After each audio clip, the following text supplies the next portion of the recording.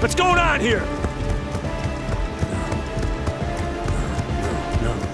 No. Hello there, Seraphim17 once again, introducing you to my Black Ops 2 Veteran Difficulty video walkthrough. This is the second section of Cordis Die, and this is the moment I was really waiting for.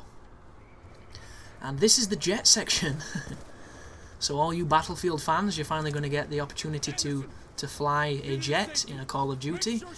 And it's not a bad sequence, it controls decently.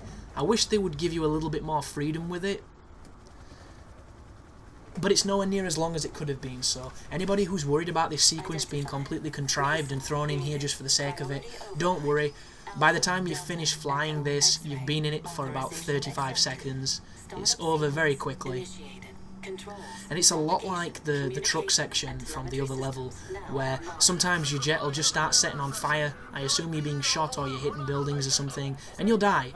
And you'll not exactly know why, and then when you play it again, nothing else will happen. And the reason I know this is because I've watched a couple videos of the level myself to see if anybody did die, and they did. My experience with this level, I've never died in the jet. I just know that it got quite a lot on fire on this section, so I wanted to check to see if it could blow up, and it can, so be careful, guys. But my general logic is use the machine gun until I get the lock and then fire the missile.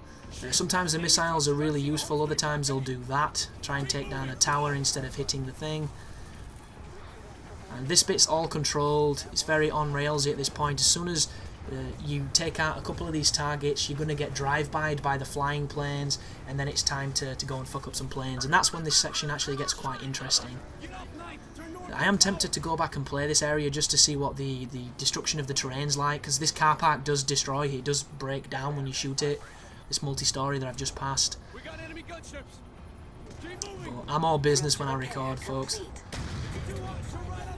For as much as you can be all business, I guess. But just keep on shooting, keep on protecting the vehicles. I don't know if the vehicles can die. I assume they can, because they have been able to do so before. But this is not a mission anybody's going to get overly stuck on. Oh, there's the drive-by, and here we go, afterburner mode. So I just focus on firing instead of engaging the afterburners, and it seems to work just fine. The only real threat in this section is not knowing how this jet controls and dodging skyscrapers, because every so often you get into one of those paths where you just can't stay clear enough and it clips you a little bit, and you'll notice everything is sparking inside my cockpit, and I didn't think I'd been shot, I didn't think I'd hit a building or anything, so who knows, maybe my iPod's, I plugged my iPod in and it malfunctioned and shorted the circuits, not too sure. But just follow the red arrows and kill them.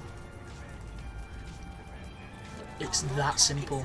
And it's quite visually interesting, this sequence, because you'll notice there's a lot of lens blooming, a lot of optical flares that's happening, and I'm a big fan of that stuff. And this game actually, it's really subtle with it. Some games are blatant, and I don't mind because I love it, but a lot of people don't, apparently.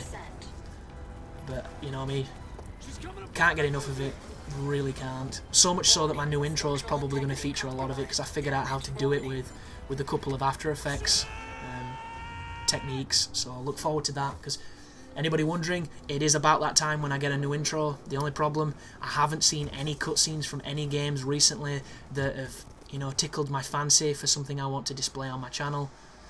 There's a part of me that wants to go Dark Souls, but there's not that many good cutscenes in Dark Souls, not for what I need anyway.